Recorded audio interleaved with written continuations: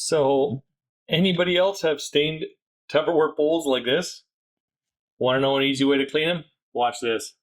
I'm going to take 40 ml of that peroxide, add it to our bowl, and fill to the top with water.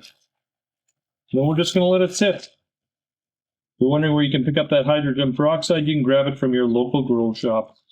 Now, if you don't have the 29% hydrogen peroxide or a grow store close by, peroxide from the grocery store will work just fine.